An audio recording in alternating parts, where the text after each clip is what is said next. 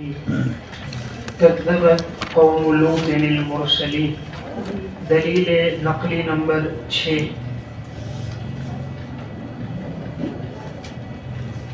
لوط علیہ السلام کی قوم نے رسولوں کو جھٹلایا۔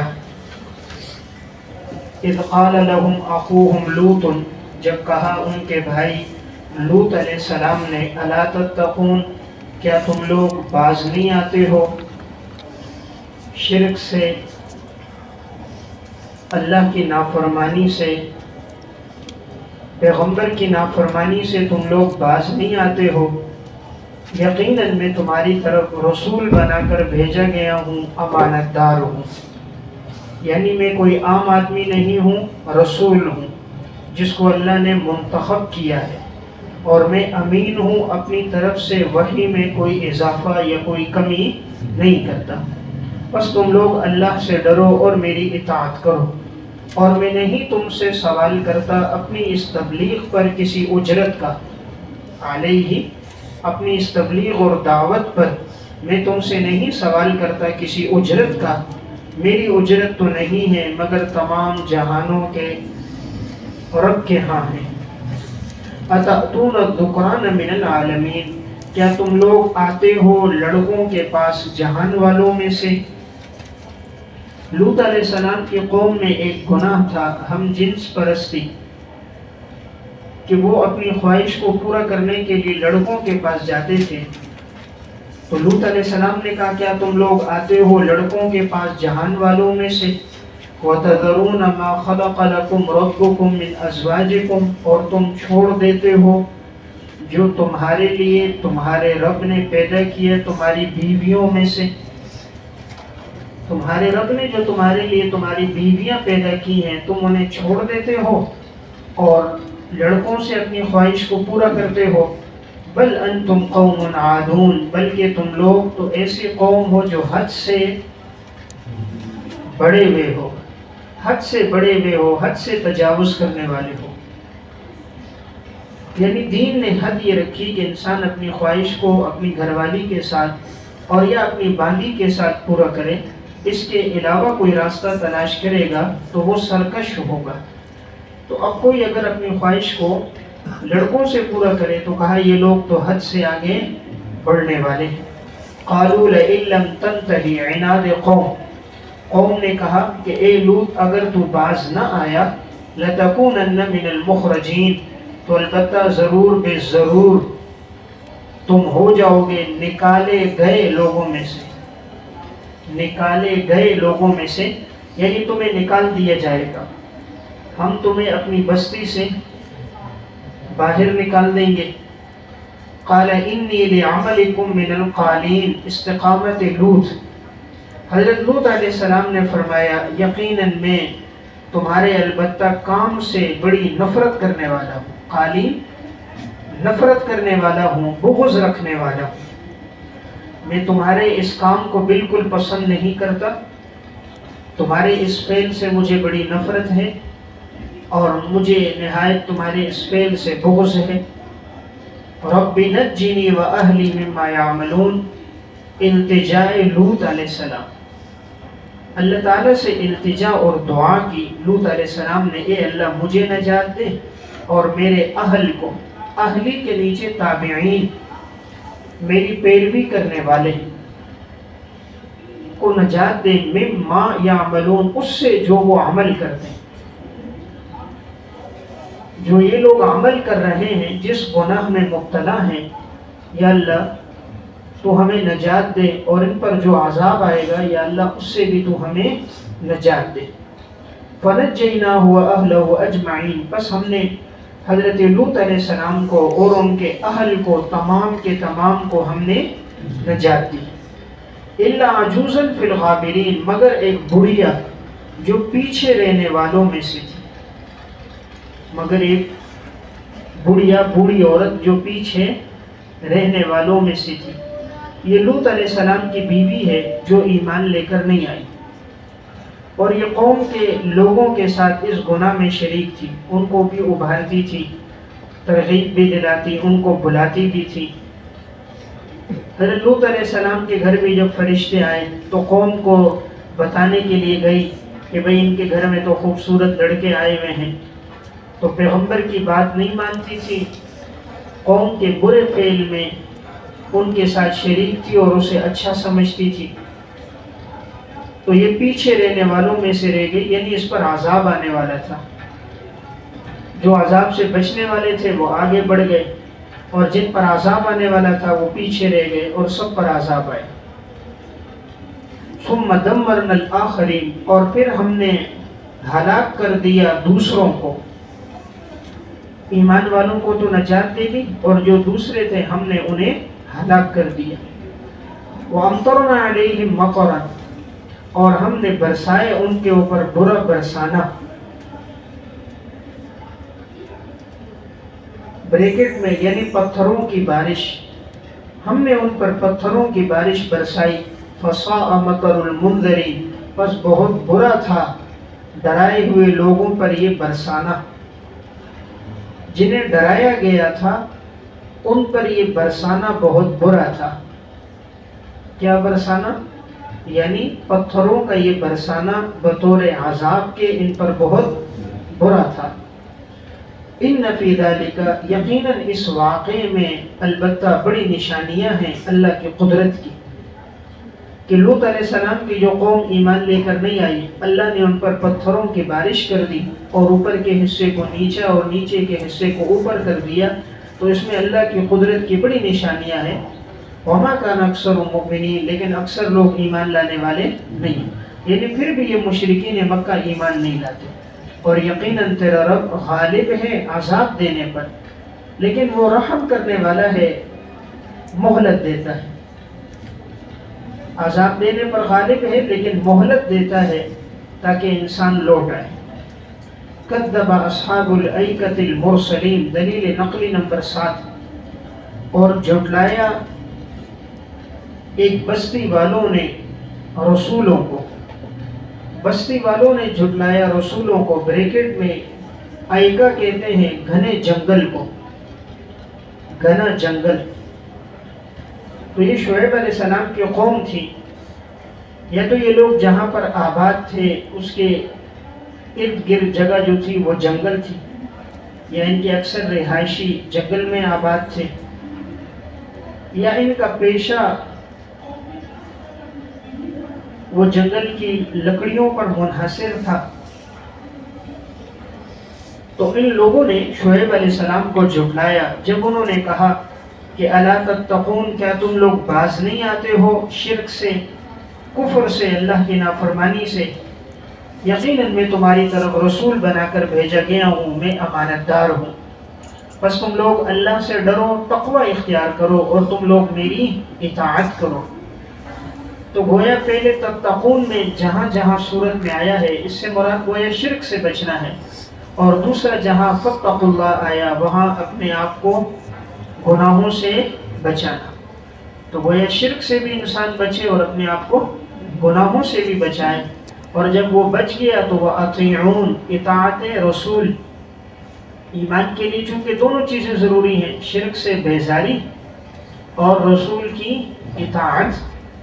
وما اسألکم علیہ من اجر، میں نہیں سوال کرتا اپنی اس تبلیغ اور دعوت پر تم سے کسی اجرت کا، میری اجرت تو نہیں ہے مگر تمام جہانوں کے رب کے ہاں ہے۔ اوفوا الکیل، علاج امراض، ان کی بیماریوں کا علاج، ان میں مرض یہ تھا یہ لوگ ناپ تول میں کمی کرتے تھے، تو فرمایا اوفوا الکیل، تم ناپ دو پورا پورا، پورا پورا ناپ کر دو۔ جیسے آج کے دور میں کوئی آدمی دودھ فروخت کر رہا ہے تو اب اس میں جو برتن ہوتا ہے آدھا کلو کا، کلو کا، تو آدمی پورا پورا ناپ کر دے، اس میں کمی بیشی نہ کرے۔ اسی طرح دودھ میں ملاوٹ نہ کرے، دھوکہ نہ دے۔ وَلَا تَكُونُوا مِنَ الْمُخْسِرِينَ، اور تم مت ہو جاؤ دوسروں کو کم دینے والے، دوسروں کو کم دینے والے، یعنی ایسا نہ کرو کہ تم ناپنے میں کم ناپ کر دو یا تولنے میں کم تول کر دو۔ جیسے بعض لوگ پتھر کے اندر سے سوراخ کر لیتے ہیں، اوپر ٹیپ چڑھا دیا یا اوپر وہ کر دیا، بند کر دیا اوپر سے، تو اندر سے وہ کھوکھلا ہوتا ہے۔ یا ترازو کے نیچے مقناطیس چپکا دیتے ہیں، وہ جلدی جھک جاتا ہے، وزنی ہو جاتا ہے۔ یہ ترازو کے اندر ہی اس میں اسپرنگ کو ایک طرف کھینچ کے لیتے ہیں تاکہ اس میں جھکاؤ جلدی ہو جاتا ہے. تو یہ ہے ناپ تول میں کمی کرنا. وزنوا بالقسطاس المستقیم، اور تم وزن کرو سیدھے ترازو کے ساتھ. سیدھے ترازو، قسطاس ترازو، المستقیم سیدھا، سیدھے ترازو کے ساتھ تم وزن کرو، یعنی کوئی کمی بیشی نہ کرو. وَلَا تَبْخَسُوا النَّاسَ أَشْيَاءَهُمْ، تم مت کم کر کے دو لوگوں کو ان کی چیزیں، لوگوں کو ان کی چیزیں کم کر کے مت دو.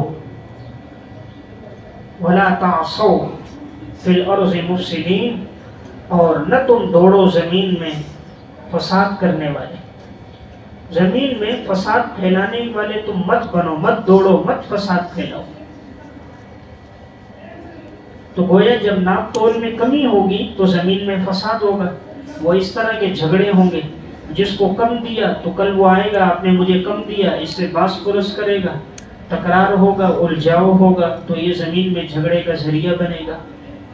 وَاتَّقُوا الَّذِي خَلَقَكُمْ، اس اللہ سے ڈرو جس نے تمہیں پیدا کیا. وَالْجِبِلَّةِ الْأَوَّلِينَ، اور پہلی مخلوق کو بھی پیدا کیا. جبلہ مخلوق، اولین پہلی، جو مخلوق پہلی گزر گئی، جو لوگ پہلے دنیا میں آئے، اس کو بھی اللہ ہی نے پیدا کیا. قالوا انما انت من المسحرین، عناد قوم اور اعتراضات قوم. قوم میں بڑی دشمنی تھی، بجائے ایمان لانے کے انہوں نے وہی مشہور ان کے اعتراض وہی شروع کر دیے جو ہر قوم میں رہے ہیں. پہلا اعتراض کر دیا آپ تو جادوگر لوگوں میں سے ہو، انما انت من المسحرین، یقیناً آپ تو ان میں سے ہو جن پر جادو کیا گیا، سحر زدہ لوگوں میں سے ہو. اعتراض نمبر 1، آپ سحر زدہ لوگوں میں سے ہو.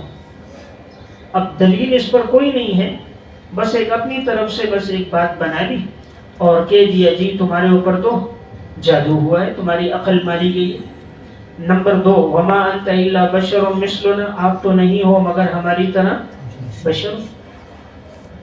وَإِنَّ ظُنُّكَ لَمِنَ الْكَاذِبِينَ، ان بمانے ان نہ کے ہے، مخفف من المثقل.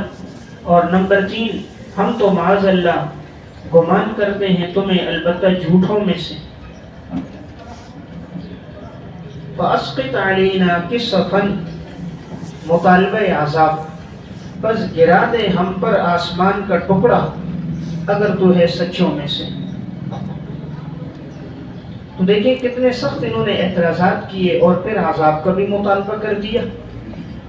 اور انبیاء علیہ السلام کی زندگی میں ایک بات تھی، وہ سختی کا جواب سختی سے نہیں محبت سے دیتے تھے. جیسے سورہ اعراف میں انہوں نے بڑے سخت جملے کہے کہ معاذ اللہ گمراہ ہو، بھٹکے ہوئے ہو، تو انہوں نے آگے سے جواب دیا نہیں، میری قوم میں بھٹکا ہوا نہیں ہوں، میں ذرہ برابر گمراہ نہیں ہوں. بڑی محبت سے سمجھاتے تھے. اب بھی انہوں نے اعتراضات بھی شروع کیے، توہین اور تذلیل بھی کی.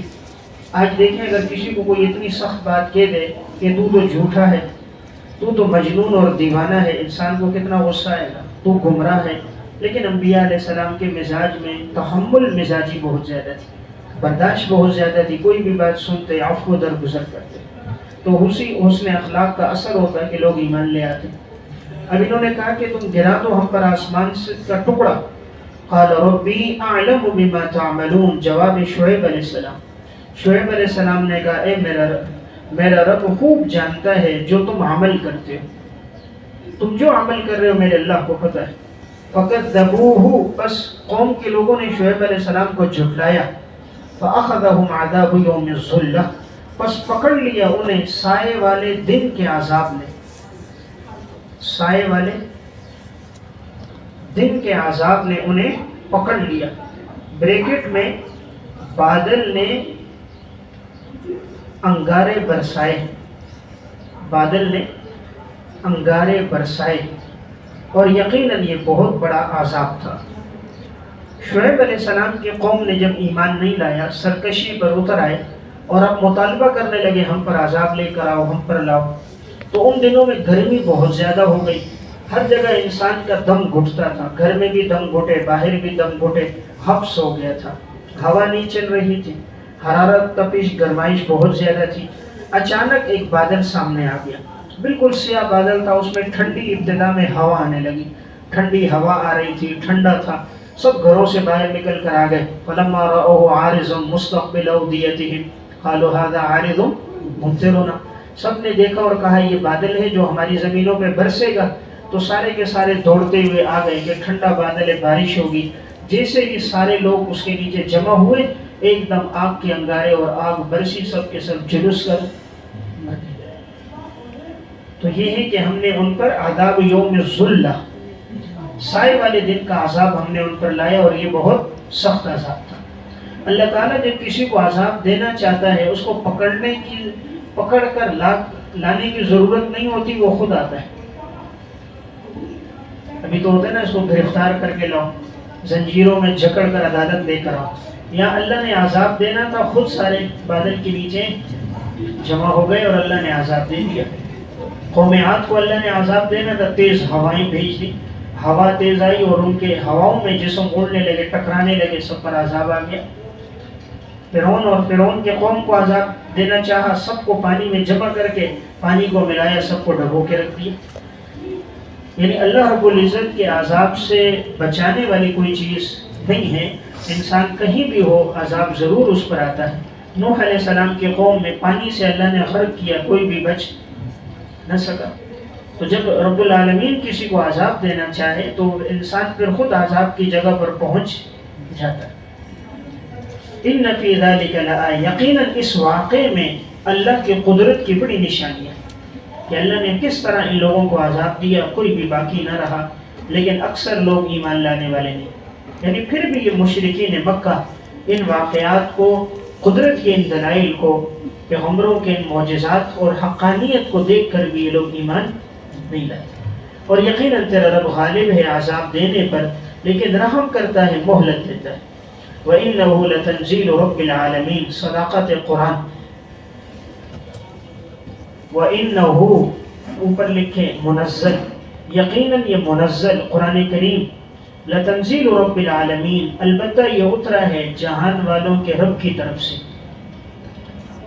لتنزیل کے نیچے کیفیت نزول، کیفیت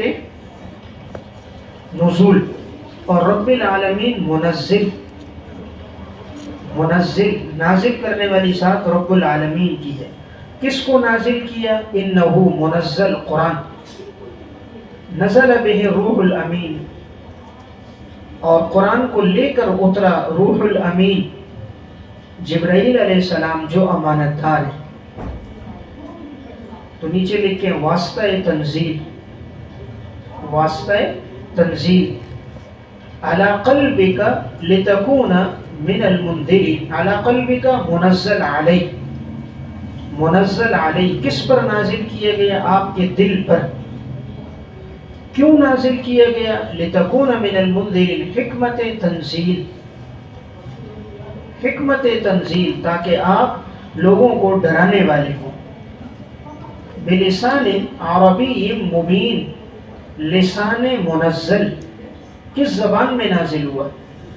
لسان منزل فصیح عربی زبان میں. بلسان عربی مبین، مبین فصیح، فصیح عربی زبان میں، فصیح عربی زبان میں اللہ نے نازل کیا. دیکھیں ان آیات میں تمام چیزوں کی وضاحت ہو گئی. تو نمبر ایک وضاحت، قرآن کریم کس کی طرف سے نازل ہوا، منزل کون ہے؟ تو فرمایا رب العالمین. منزل علی کس پر نازل کیا گیا؟ علی قلبی کا، آپ صلی اللہ علیہ وسلم کے دل پر. کس کو نازل کیا؟ انہو منزل، قرآن کریم کو. کیفیت نزول کس طرح نازل ہوا؟ لتنزیل، آہستہ آہستہ تدریجاً 23 سال کے عرصے میں ہوا. قرآن لے کر کون آیا؟ نزل بہ الروح الامین، واسطہ تنزیل جبرائیل علیہ السلام. قرآن کیوں نازل ہوا؟ لتکون من المنذرین، تاکہ لوگوں کو ڈرایا جائے. کس زبان میں نازل ہوا؟ لسان منزل، یعنی واضح عربی زبان. تو قرآن کی یہ آیات بڑی فصیح اور بلیغ ہیں کہ ان مختصر آیات میں مکمل پیغام موجود ہے، مکمل پیغام موجود ہے. کس ذات کی طرف سے آیا اور کیوں قرآن کریم نازل ہوا. इन्नहु लफी ज़ुबुरिल अव्वलीन, दलील नकली नंबर 1। यकीनन इस कुरान करीम का तज़किरा है पहली किताबों में भी। इस कुरान का या ब्रैकेट में या इसका मजमून, इसका यानी कुरान का और या इसका मजमून पहली किताबों में भी मौजूद है। अवलम यकुल लहुम आयतन, क्या नहीं है इनके लिए कोई बड़ी निशानी, अन यअलमहु उलमाउ बनी इसराइल, कि जानते हैं इस कुरान को। वो ज़मीर के मर्जे में दो एहतिमाल है, कुरान या रसूल, कि जानते हैं इस कुरान को या रसूल को बनी इसराइल के उलमा। कुरान या रसूल को जानते हैं बनी इसराइल के उलमा। तो अवलम यकुल लहुम का उन्वान है दलील नकली नंबर 2। दलील नकली नंबर 2। देखिए कुरान करीम की हक़ानियत का तज़किरा हुआ कि कुरान करीम वो किताब है जिसका तज़किरा साबिक़ा आसमानी किताबों में भी मौजूद है। पहले जो किताबें नाज़िल हुई तौरात, इंजील, उनमें भी कुरान करीम का तज़किरा और आप सल्लल्लाहु अलैहि वसल्लम की पेशन गोइयाँ हैं कि नबी आखिरुज़ ज़मान आएंगे और फिर वो आसमानी किताब भी साथ लेकर आएंगे। तो कुरान करीम का तज़किरा साबिक़ा आसमानी किताबों में भी मौजूद है। अवलम यकुल लहुम आयतन, दलील नकली नंबर 2 में, क्या ये बड़ी निशानी नहीं है कि बनी इसराइल के उलमा भी इसको जानते हैं। किसको? कुरान करीम को। उन्हें भी पता था कि कुरान सच्ची किताब है, रसूल को वो भी मानते थे कि सच्चा रसूल है। उन्हें दिल से मालूम था लेकिन ज़बान से इकरार नहीं करते थे, तस्लीम नहीं करते थे, इताअत नहीं थी। वलो नज़्ज़लनाहु अला बाज़िल अअजमीन इनाद मुनकिरीन, और हमने नाजिल किया इसको बाज़ आजमियों पर। अगर हम नाजिल कर देते इसको बाज़ आजमियों पर, फ़क़रअहु अलैहिम मा कानू बिही मुअमिनीन, बस वो पढ़ता इन पर तो नहीं थे ये लोग ईमान लाने वाले। अगर हम इसको बाज़ आजमियों पर नाजिल करते और वो इन पर पढ़ता तब भी ये लोग मुशरिकीन ईमान लाने वाले नहीं थे। देखिए यहाँ एक शुबे का जवाब है। शुबा ये है कि भाई कुरान करीम ये अरबी ज़बान में क्यों है, तो उसका जवाब भी है कि बिलफर्ज अगर हम पैगंबर को अरबी ज़बान में कुरान उस पर ना उतारते, ये पैगंबर अरबी ना होता, आजमी होता, तो आजमी पैगंबर पर अगर अरबी में हम कुरान उतार देते तो बज़ाहिर तो तुम इससे वो करते कि ठीक है आजमी ने हमारे सामने कुरान पढ़ा अरबी में, लेकिन फिर तुम्हारे एतराज़ात होते हम तो इससे वाकिफ़ नहीं, ये कौन है, कहाँ का रहने वाला है, इसका कबीला कौन सा है, ये हमारी रस्म व रिवाज, माहौल और हमारे अहवाल से ये तो वाकिफ़ नहीं है, फिर भी तुम ईमान न लाते। तो हमने ऐसे आदमी को पैगंबर बनाया कि जो तुम्हारे अंदर ही जिसकी नशोनुमा और परवरिश हुई और तुम उसकी सदाकत और अमानत की गवाही भी देते हो। तो अगर हम इसको नाजिल कर लेते बाज़ आजमियों पर, वो पढ़ते फिर भी ये ईमान न लाते, यानी ईमान न लाना इनकी सरकशी है, ये ईमान नहीं लाएंगे। अगर किसी आजमी पर भी कुरान उतरता तब भी ये ईमान नहीं लाते। कज़ालिका सलकनाहु फी क़ुलूबिल मुजरिमीन, इसी तरह हमने दाखिल किया इसको मुजरिमों के दिलों में। ये है उन्वान है तसल्ली खातमुल अंबिया, इसी तरह हमने दाखिल किया इसे मुजरिमों के दिलों में। अब ये ज़मीर जो है सलकनाहु, ये तो ये तकज़ीब की तरफ है। हमने इस तकज़ीब को दाखिल कर दिया मुजरिमों के दिलों में, यानी इनके दिलों में तकज़ीब है, झुठलाना है। कुरान सुन भी लेते हैं लेकिन ये लोग झुठलाते रहते हैं, मानते नहीं हैं। तो मफ़हूम ये लिखें कि कुरान करीम इनके दिलों में दाखिल होता है लेकिन ज़िद की वजह से इन पर कुरान का असर नहीं होता।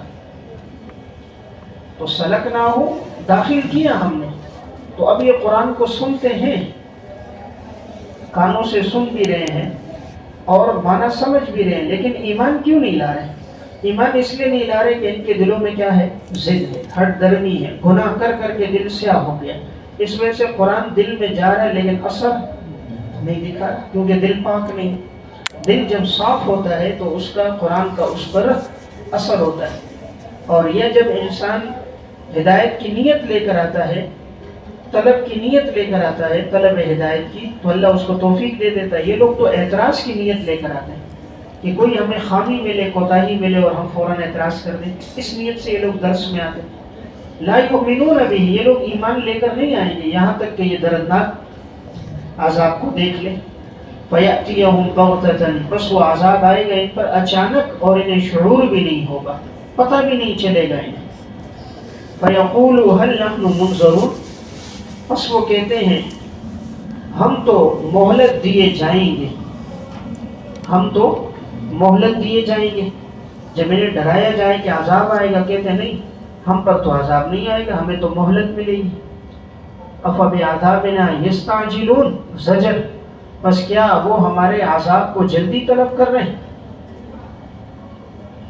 أَفَرَأَيْتَ إِن مَّتَّعْنَاهُمْ سِنِينَ، کیا نہیں دیکھتے کہ ہم نے فائدہ دیا انہیں کئی سال، کئی سال ہم نے ان کو فائدہ دیا، یعنی جوانی ان کی گزر گئی، کسی کی عمر 40-50 سال ہو گئی اور یہ لوگ اللہ کی نعمتوں سے فائدہ لے رہے ہیں، زندگی عیش و عشرت میں گزار رہے ہیں، پھر بھی یہ لوگ ایمان نہیں لا رہے۔ ثم جاءهم ما كانوا يوعدون، پھر جب آئے گا ان پر عذاب جس کا ان سے وعدہ کیا گیا، جب یہ عذاب ان پر آئے گا جس کا وعدہ پیغمبر کی زبان سے ہوا ہے، ما اغنا عنہم، نہیں کام آئے گا انہیں کچھ بھی، ما كانوا يمتعون، وہ جس سے وہ فائدہ حاصل کیا کرتے تھے، جس سے وہ فائدہ حاصل کیا کرتے تھے، وہ چیزیں کوئی بھی انہیں کام نہیں آئیں گی۔ ماں کے نیچے عیش و عشرت کا سامان، عیش و عشرت کا جو بھی سامان ہے، دولت پیسہ ہے، یہ کچھ بھی ان کو کام نہیں آئے گا۔ وما اہلکنا من قریۃ، اور ہم نے نہیں ہلاک کیا کسی بستی کو، الا لہا منذرون، مگر یہ کہ بھیجے ہم نے ڈرانے والے، مگر یہ کہ ہم نے ڈرانے والے وہاں بھیجے۔ یعنی ایسا نہیں ہے کہ ہم نے کسی بستی میں پیغمبر نہ بھیجے ہوں اور ان پر احکامات نہ نازل کیے ہوں، ہدایت کے لیے کوئی کتاب اور صحیفہ نہ دیا ہو، ویسے ڈرا عذاب نازل کیا ہو، ایسا ہم نے نہیں کیا۔ وما كنا معذبین حتی نبعث رسول، ہم تو رسول بھیجتے ہیں، پھر جو ایمان نہیں لاتا تو عذاب دیتے ہیں۔ ذکرا، یاد دہانی کے لیے ہے، یاد دہانی کے لیے۔ وما كنا ظالمین، اور نہیں ہیں ہم ظلم کرنے والے۔ لیکن کہ یہ ذکرہ جو ہے یہ منذرون کے لیے مفعول لہو ہے، مفعول لہو، تو معنی یہ ہے کہ ہم نے انبیاء کو بھیجا ڈرانے کے لیے، کیوں؟ تاکہ یاد دہانی ہو جائے۔ جیسے کہتے ہیں ضربتہ تعذیبا، میں نے کیوں مارا؟ ادب سکھانے کے لیے۔ انبیاء علیہ السلام کو کیوں بھیجا؟ تاکہ وہ لوگوں کو یاد دہانی کروائیں۔ وما تنزلت به الشیاطین، ازالہ شبہ، کہانت، کہانت پر جو شبہ ہے اس کا ازالہ ہے۔ یہ لوگ معاذ اللہ کہتے تھے پیغمبر کاہن ہے، جو مستقبل کی خبریں بتا رہا ہے، یہ شیاطین کے واسطے سے ہے، شیاطین اور جنات ان کو بتاتے ہیں، تب یہ بتاتے ہیں۔ اور کبھی کہتے پیغمبر شاعر ہے، تو آگے دونوں چیزوں کی نفی ہے، نہ پیغمبر شاعر ہے نہ پیغمبر کاہن ہے۔ پیغمبر کاہن اور جادوگر نہیں۔ کاہن اسے کہتے ہیں جو مستقبل کے امور کی خبر ہے، نجومی اسے کہتے ہیں جو ستاروں کو دیکھ کر خبر ہے، ستاروں کو دیکھ کر بتائے یہ ہوگا یہ ہوگا۔ جیسے آج کل کہتے ہیں آپ کا ستارہ گردش کر رہا ہے، اس کا ستارہ گردش نہیں کر رہا، یہ فٹ پاتھ پہ مٹی پہ بیٹھا ہوا ہے اور آپ کے ستاروں کو یہ گردش کروا رہا ہے۔ سمجھ رہے؟ وہ ہاتھ کی لکیریں دیکھ کر بتا رہے ہیں یہ ہفتہ کیسے گزرے گا، یہ ہفتہ کیسے گزرے گا۔ وہ بھائی تو ہفتے کا کہہ رہا ہے، ایک لمحے کا نہیں پتا کیسے گزرے گا۔ سورہ لقمان میں اللہ رب العزت فرما رہے آئندہ دن کیا ہوگا، آئندہ دن کیا ہوگا کسی انسان کا اس کو کوئی پتہ نہیں ہے۔ یعنی انسان کو مستقبل کا کوئی علم نہیں ہے، مستقبل کا علم صرف اور صرف اللہ رب العزت کی ذات کے پاس ہے، اللہ نے یہ علم کسی اور کو نہیں دیا۔ تو بہرحال یہاں شبہ ہے، اس کا جواب ہے وما تنزلت به الشیاطین، اور نہیں اترے اس قرآن کو لے کر شیاطین، نہیں اترے اس قرآن کو لے کر شیاطین، وما ينبغي لهم، اور نہ ہی مناسب ہے ان کے لیے، وما يستطيعون، اور نہ وہ شیاطین طاقت رکھتے ہیں، نہ ہی وہ شیاطین طاقت رکھتے ہیں، انہم عن السمع علت ما قبل، یقیناً وہ تو اس کے سننے سے، یقیناً وہ تو اس وحی کے سننے سے بھی لمعزولون، روک دیے گئے ہیں، روک دیے گئے ہیں، روک دیے گئے ہیں، دور کیے گئے ہیں۔ دیکھیں یہاں فرمایا گیا، یہ لوگ جو شبہ کرتے ہیں کہ معاذ اللہ پیغمبر جو ہے یہ شیاطین ان کے پاس یہ باتیں پہنچاتے ہیں، جنات پہنچاتے ہیں، پیغمبر کاہن ہے، جواب دیا گیا کہ نہیں، قرآن کریم کے مضامین کو شیطان لے کر نہیں اترے، اور نہ یہ ان کے مناسب ہے شیاطین ایسی باتیں بتائیں۔ اس کی وجہ یہ ہے کہ شیاطین کو قرآن پسند ہی نہیں ہے، ان کے گناہوں اور کفر کی وجہ سے ان کو قرآن اور قرآن کے مضامین اور ہدایت کی باتیں ان کو پسند ہی نہیں ہیں، ان کو توفیق ہی نہیں ہوتی۔ وہ تو سراپے شر ہے، قرآن تو سراپے خیر ہے، تو سراپے شر خیر کی باتوں کو کیسے لے کر آئے گا؟ اس لیے کہ انہیں تو یہ باتیں بالکل پسند ہی نہیں ہے، وہ ایسی باتیں نہیں کرتے۔ شر کا مجسمہ شر پھیلاتا ہے، تو شر والا ہے، اس سے جو بات نکلے گی وہ بھی شر ہوگی۔ اور انہم عن السمع، یقیناً وہ تو وحی کی باتوں سے دور کر دیے گئے، یعنی اللہ نے ان کو قدرت ہی نہیں دی ہے، طاقت ہی نہیں دی ہے کہ وہ یہ باتیں کریں۔ وحی کی باتیں، ہدایت کی باتوں کی انہیں قدرت ہی نہیں ہے کہ وہ ایسی ہدایت کی باتیں کہیں۔ دیکھیں عموماً جو آدمی گمراہ ہوتا ہے نا، اس کی نشانی کیا ہے؟ اس کی زبان پر گمراہی کی باتیں ہی ہوگی، خیر کی بات نہیں ہوگی۔ شریر آدمی کی نشانی ہے کہ اس کی زبان میں شر ہوگا، ہمیشہ شر کی، لڑائی کی بات کرے گا، گمراہی کی باتیں کرے گا۔ خیر آدمی جو ہوگا وہ خیر کی باتیں کرے گا۔ اگر شیطان قرآن کو لے کر آتا تو خیر کا مجسمہ ہوتا، خیر کی باتیں کرتا، حالانکہ یہ شیطان ہے، یہ تو سراپا شر ہے، تو نہ یہ لے کر اترے اور نہ یہ چیزیں ان کے مناسب ہیں، اور نہ وہ طاقت رکھتے ہیں اس کی کہ وہ ایسی چیزوں کو بیان کریں اور لے کر آئیں۔ یہ تو رحمان کی طرف سے ہے۔ انسان کا جو دل ہے نا، یہ ہانڈی ہے اور زبان چمچ ہے، اور چمچ وہی نکالتی ہے جو ہانڈی میں موجود ہوتا ہے۔ ہانڈی میں خیر ہوگی تو چمچ سے خیر نکلے گا، اور ہانڈی سراپا شر ہو تو وہی نکلے گا، تو جو ہانڈی میں ہوگا چمچ وہی نکالے گی۔ تو انسان کی زبان سے وہی سرزد ہوتا ہے جو انسان کے دل و دماغ میں ہوتا ہے۔ تو دل و دماغ اگر کفر پر ہو، شرک پر ہو، گناہوں میں ہو، زبان پر بھی وہی چیزیں ہوتی ہیں، اور اگر دل و دماغ ہدایت پر ہو تو زبان پر بھی وہی ہدایت کا تذکرہ ہوتا ہے۔ تو اس لیے کسی کے بارے میں پرکھنا ہو تو اس کی گفتگو سے آدمی اس کو پرکھ سکتا ہے، اس کی وضع قطع، لباس، انداز سے، اس کی گفتگو سے پتہ چل جاتا ہے کہ یہ آدمی کس قسم کا آدمی ہے۔ تو یہاں فرمایا کہ شیاطین کو ہم نے دور کر دیا، انہیں ان چیزوں کی طاقت ہی نہیں ہے۔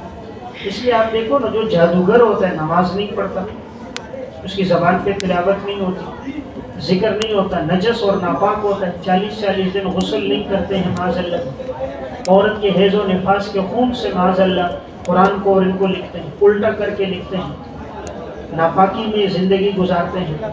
تو چونکہ شریر ہوتے ہیں تو شریروں سے مدد لے رہے ہوتے ہیں، اور لوگ سمجھتے ہیں ان کا تعویذ بڑا لگتا ہے، تعویذ نہیں، وہ جادوگر ہے، تو مسلمان ہی نہیں۔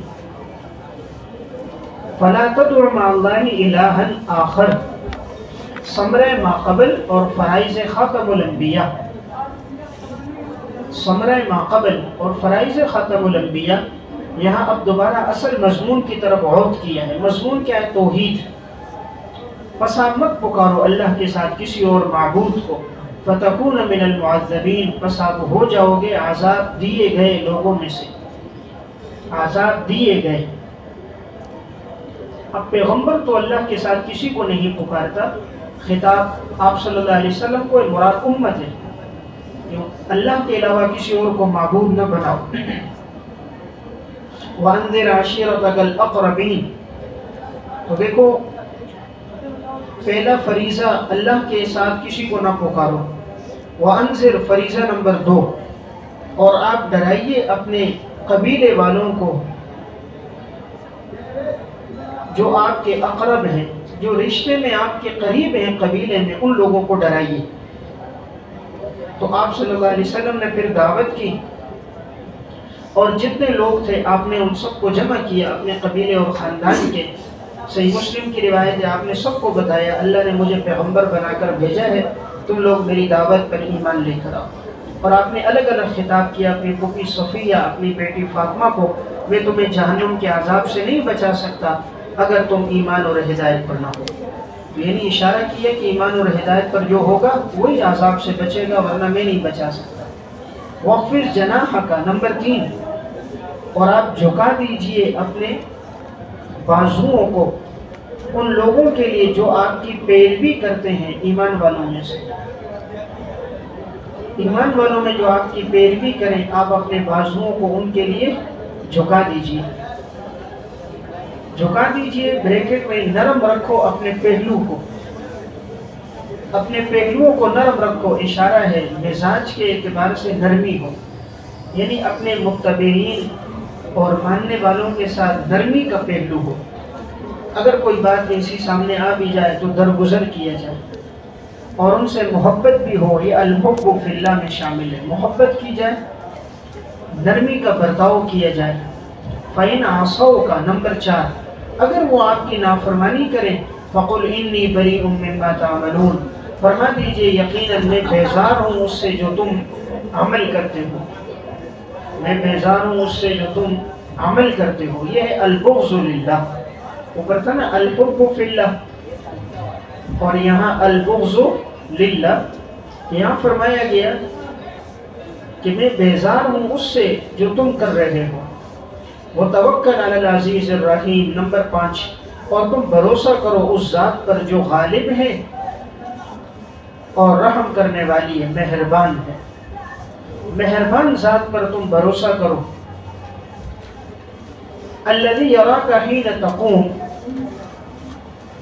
جو دیکھتا ہے آپ کو جس وقت آپ کھڑے ہوتے ہو، وہ دیکھتا ہے آپ کو جس وقت آپ کھڑے ہوتے ہو، بریکٹ میں نماز میں۔ اللہ تعالیٰ نے یہاں آپ صلی اللہ علیہ وسلم کا تذکرہ فرمایا کہ وہ اللہ آپ کو دیکھ رہا ہے جب آپ نماز میں کھڑے ہوتے ہیں۔ تو اللہ تعالیٰ کو یہ عمل بہت پسند ہے کہ انسان جب رب العالمین کے سامنے قیام کرے۔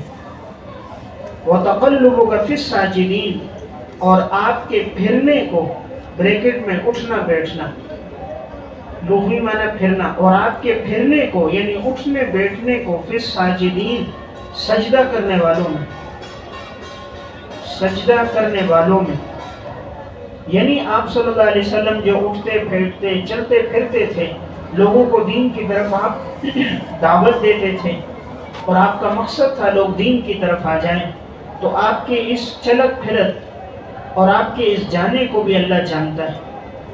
اور آپ یہ کیوں کرتے ہیں؟ سجدہ کرنے والوں میں۔ اب یہ تو یہ اشارہ ہے، حضور تہجد کے وقت دیکھتے تھے کون تہجد کے لیے آیا کون نہیں آیا، تو چلتے پھرتے آپ صلی اللہ علیہ وسلم اپنے گھر والوں کو، صحابہ کرام کو دیکھتے، جگاتے، ازواج مطہرات کو جگاتے، تو آپ چلتے پھرتے سجدہ کرنے والوں میں مراد آپ کی نگاہ ہوتی تھی۔ اسی طرح نمبر 2، نگاہ ہوتی تھی نماز میں، آپ کی نظر ہوتی کہ کون نماز میں آیا کون نہیں آیا، اللہ کا قرب کس کو ہے کون دور ہے، فکر مند ہوتے تھے کہ سارے دین کی طرف آ جائیں، یہ تو اس طرف ہے۔ اور یہ آپ کا چلنا پھرنا ہوتا تھا توحید کے لیے، آپ کی یہ چلت پھرت تھی لوگ اللہ کے سامنے سجدہ کریں، سجدہ تب کریں گے جب توحید ہوگی، تو آپ کا مقصد تھا کہ لوگ توحید پر آ جائیں، ایمان پر آ جائیں، یہ آپ کا چلنا پھرنا تھا۔ یعنی آپ کی چلت پھرت دولت دنیا کے لیے نہیں تھی، بلکہ مقصد نماز تھی، توحید تھی، یہ آپ کا چلنا پھرنا تھا نمازیوں میں۔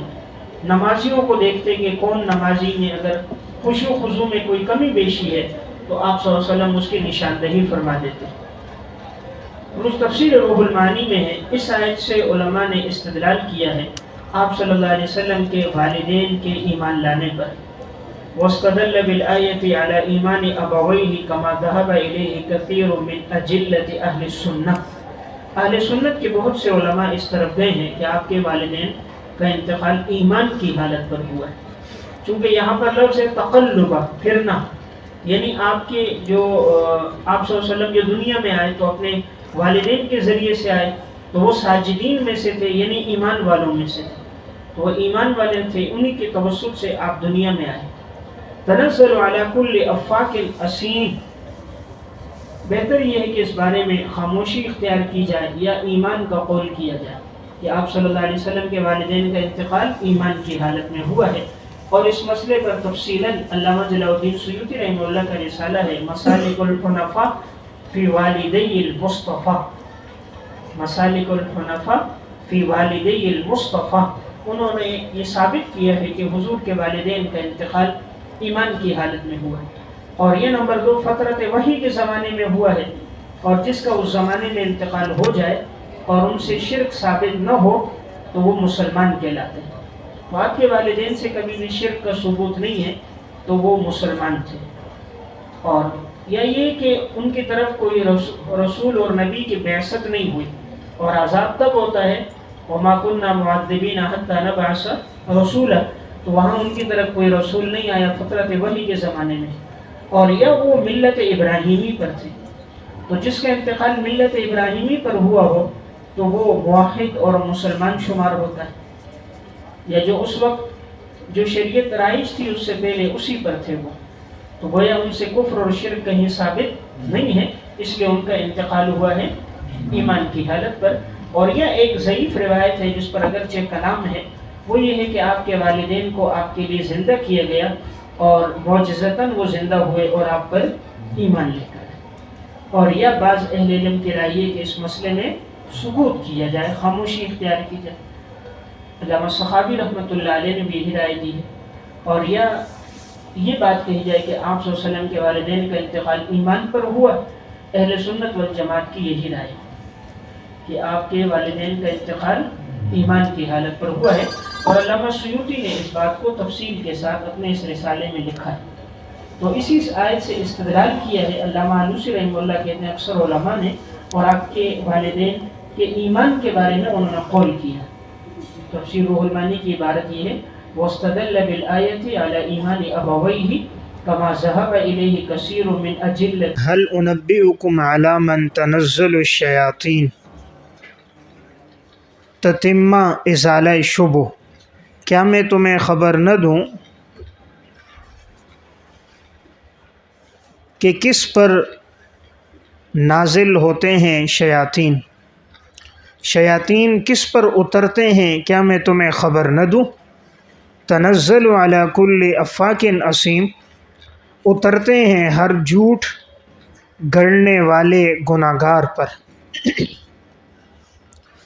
اترتے ہیں ہر جھوٹ گڑنے والے گناہگار پر۔ یلقون السمع واکثرهم کاذبون، اور وہ لگاتے ہیں اپنے کان شیاطین کی طرف اور ان میں اکثر جھوٹے ہیں۔ دیکھیں ان آیات میں یہ بات بیان ہو رہی ہے کہ ماقبل میں انہوں نے یہ شبہ کیا تھا کہ وما تنزلت بہ الشیاطین، یہ انہوں نے کہا تھا کہ معاذ اللہ آپ صلی اللہ علیہ وسلم پر شیاطین اور کاہن یہ لوگ خبریں لے کر آتے ہیں۔ آپ جو مستقبل کی خبریں بتا رہے ہیں، آپ معاذ اللہ کاہن ہیں اور آپ کو شیاطین جنات یہ آپ کو بتاتے ہیں اور آپ آ کر اس طرح کی خبریں لوگوں کو بتاتے ہو۔ تو ماقبل میں پہلا جواب گزرا تھا کہ شیاطین ان خبروں کو لے کر اترنے والے نہیں ہیں، اس لیے کہ وما ینبغی لہم، یہ چیزیں شیاطین کے مناسب بھی نہیں ہیں، وہ سراپے شر ہیں اور وہ خیر کی باتیں لے کر نہیں آتے۔ اور نمبر 2 وما یستطیعون، اور وہ اس کی طاقت بھی نہیں رکھتے کہ وہ اس طرح کی خیر کی باتوں کو لے کر آئیں اور آگے آ کر لوگوں کو بتائیں جو خیر کا ذریعہ بنے۔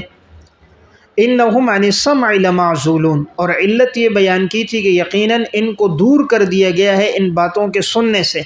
شیاطین اوپر جا ہی نہیں سکتے، آسمان پر ایسا پہرا ہے اگر کوئی پہنچ بھی جائے تو اس کو ستاروں کے ذریعے سے مارا جاتا ہے اور وہ نیچے آ جاتے ہیں، کوئی آسمان پہ جا کر غیبی خبر کو سن نہیں سکتا۔ تو ماقبل میں بھی اس بات کا ازالہ کیا گیا، اور یہاں دوبارہ اسی شبے کا ازالہ ہے کہ شیاطین اب کس پر اترتے ہیں؟ اگر انبیاء پر نہیں اترتے تو یہ شیاطین کس پر اترتے ہیں؟ اور یہ غیب کی باتیں اور مستقبل کے امور کی باتیں کن کو بتاتے ہیں؟ تو کہا کیا ہم آپ کو خبر نہ دیں کہ شیاطین کس پر اترتے ہیں؟ کہا یہ اترتے ہیں ہر اس آدمی پر افاکن جو جھوٹ گھڑنے والا ہے، اسیم گناہگار ہے۔ تو چونکہ یہ خود بھی سرکش اور گناہگار ہوتے ہیں تو ان کی طبیعت بھی انہی کی طرف مائل ہوتی ہے جو سرکش اور گناہگار ہو، تو اس لیے جھوٹوں پر یہ جھوٹی باتیں لے کر آتے ہیں، جھوٹوں پر یہ خود جھوٹی باتیں لے کر آتے ہیں۔ انبیاء علیہ السلام سچے، ان پر لانے والے جو قاصد جبرائیل امین بھی سچے اور پیغام بھی سچا ہوتا ہے، تو اس لیے یہ لانے والے بھی جھوٹے ہیں، جس پر اترتے ہیں وہ بھی افاکن جھوٹ بولنے والا ہوتا ہے، اسیمن گناہگار ہوتا ہے۔ یلقون السمع، کان لگاتے ہیں شیاطین کی طرف، یہ کاہن اور یہ افاک لوگ شیاطین کی طرف کان لگاتے ہیں، ان کی باتیں سنتے ہیں، حالانکہ ان کی اکثر باتیں تو جھوٹ ہوتی ہیں۔ تو ان کی باتیں ہوتی ہیں، ایک آدھ بات کوئی بیچ میں ہوئی ٹھیک، بقیہ 99 جھوٹ لگا کر لوگوں کو بتا دیتے ہیں۔ وَالشُّعَرَاءُ يَتَّبِعُهُمُ الْغَاوُونَ، اور شعراء اور پیروی کرتے ہیں ان کی گمراہ لوگ، پیروی کرتے ہیں ان کی گمراہ لوگ۔ تو وہ شعراء پر عنوان دوسرے شبے کا ازالہ۔ اب دوسرا شبہ یہ کہتے تھے کہ معاذ اللہ پیغمبر تو شاعر ہے، تو جواب یہ ہے کہ پیغمبر شاعر نہیں ہوتا، وما علمناہ الشعر وما ينبغی له، انبیاء علیہ السلام شاعر نہیں ہوتے اور نہ ہی شعر و شاعری ان کے مناسب ہوتی ہے۔ اور یہاں بتایا کہ شعراء کی پیروی تو کرتے ہیں وہ لوگ جو گمراہ لوگ کرتے ہیں، اور پیغمبروں کی جو پیروی کرنے والے ہوتے ہیں وہ تو نیک صالح لوگ ہوتے ہیں۔ شعراء اکثر بھٹکے ہوئے لوگ ہوتے ہیں اور بھٹکنے والے ہی ان کے پیچھے چلتے ہیں۔ انبیاء علیہ السلام سچے ہوتے ہیں، جیسے تم خود بھی انہیں صادق اور امین کہتے ہو، تو ان کے متبعین بھی سچے ہوتے ہیں۔ وَالشُّعَرَاءُ يَتَّبِعُهُمُ الْغَاوُونَ، اور شعراء کے پیروی کرتے ہیں ان کے گمراہ لوگ۔ أَلَمْ تَرَ أَنَّهُمْ فِي كُلِّ وَادٍ يَهِيمُونَ، کیا آپ نہیں دیکھتے کہ ان میں سے ہر ایک ہر خیال کی وادی میں سرگرداں پھرتے ہیں، خیال کی وادی میں سرگرداں پھرتے ہیں۔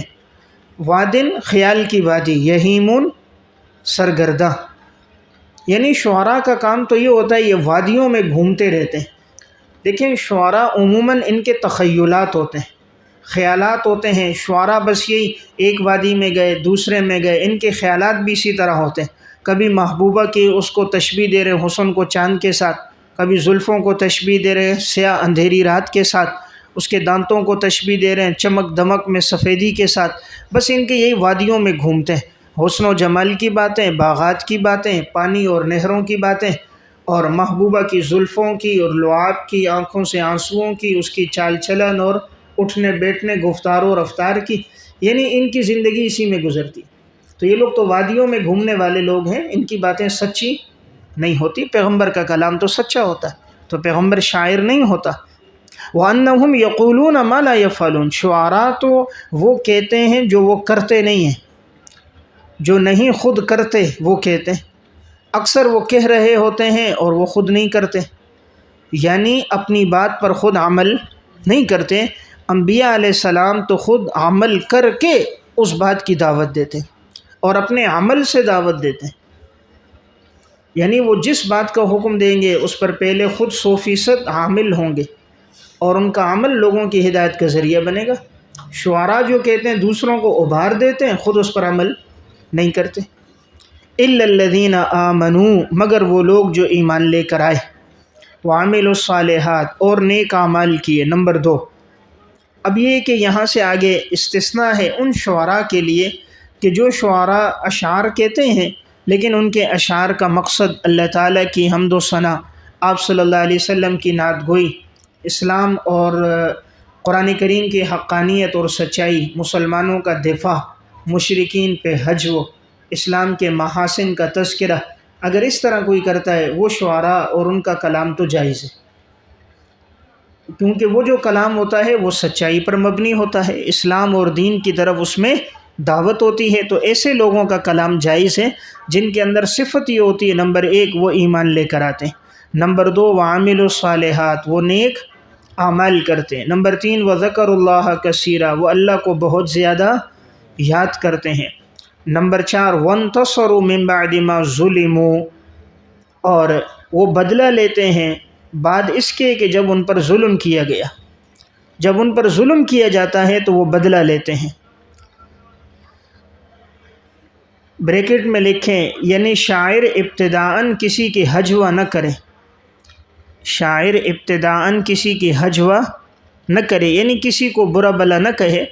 تو شعراء وہ ہوتے ہیں جو کسی پر کلام نہیں کرتے، کسی کی ہجوہ نہیں کرتے، الا یہ کہ اگر کوئی ان پر ظلم کرے، ان کی ہجوہ کرے یا دین کو نقصان پہنچائے اور دین کی طرف کوئی غلط بات منسوب کرے یا پیغمبر علیہ السلام کی طرف کرے، تو پھر چونکہ ان پر ظلم ہوا ہے تو پھر یہ بدلہ لیتے ہیں، پھر یہ دفاع کرتے ہیں اور پھر ان کو جواب دیتے ہیں، یعنی خود سے شعراء ہجوہ میں پہل نہیں کرتے۔ وَسَيَعْلَمُ الَّذِينَ ظَلَمُوا وَعِيدِ مُنکرین اور ان قریب جان لیں گے وہ لوگ جنہوں نے ظلم کیا ہے، اَيَّ مُنْقَلَبٍ يَنْقَلِبُونَ کہ کون سے لوٹنے کی جگہ پر وہ لوٹیں گے، کون سے لوٹنے اور پلٹنے کی جگہ پر وہ پلٹیں گے، تو ان قریب وہ لوگ جان لیں گے کون سے لوٹنے اور پلٹنے کی طرف وہ لوٹ رہے ہیں، تو ان قریب وہ لوگ جان لیں گے، یعنی وہ کس انجام کی طرف پلٹ رہے ہیں یہ ان قریب ان کو پتہ چل جائے گا۔ تو اس سے معلوم ہوتا ہے شعر گوئی کوئی مذموم نہیں ہے، ہاں اشعار کہنا جبکہ وہ اللہ رب العزت کی حمد و ثنا، آپ صلی اللہ علیہ وسلم کی نعت پر، اسلام کی حقانیت، دین اسلام کے محاسن پر ہو اور مشرکین کے ہجوہ کے جوابات میں ہو تو یہ جائز ہے، لیکن اگر کوئی اپنی تعریف کرنا شروع کرے اور عشق معشوقی اور بے حیائی اور فحاشیوں پر مبنی ہو جس میں حسد کینہ ہو، حمیت قومیت اور لسانیت کا پرچار ہو، تو پھر وہ جائز نہیں۔ تو اس سے یہ معلوم ہوتا ہے کہ اشعار گوئی کوئی پسندیدہ عمل نہیں ہے، اگر یہ کوئی پسندیدہ چیز ہوتی اللہ انبیاء علیہ السلام کو دیتا، اللہ تعالیٰ نے انبیاء علیہ السلام کو ہر اچھی خصلت اور صفت عطا فرمائی، اگر اشعار کہنا کوئی بہت زیادہ اچھی خصلت ہوتی اللہ انبیاء علیہ السلام کو عطا فرماتا، لیکن اللہ تعالیٰ نے فرمایا یہ آپ لوگوں کے مناسب ہی نہیں، اس لیے ہم نے آپ کو یہ نہیں دی۔ بہتر یہی ہے ایک عالم کی زبان پر ہمیشہ نصوص ہو، قرآنی آیات ہوں، احادیث مبارکہ ہوں، سلف کے اقوال ہوں اور مستند واقعات اس کی زبان پر ہوں، یہ بہتر ہے۔ کئی مناسبت سے کوئی شعر پڑھ لے تو کوئی حرج کی بات نہیں ہے، لیکن اشعار پر ہی اپنی زندگی گزارنا، ساری زندگی وہی رٹا لگا کے بیان کرنا، قرآن اور حدیث زبان پر ہی نہ آئے، اسی کو اپنا مشغلہ بنا لینا، دین سے دور ہو جانا اور پھر انہی کی طرح وضاقتہ اور مزاج اپنا لینا، یہ شریعت میں پسندیدہ اور محبوب نہیں۔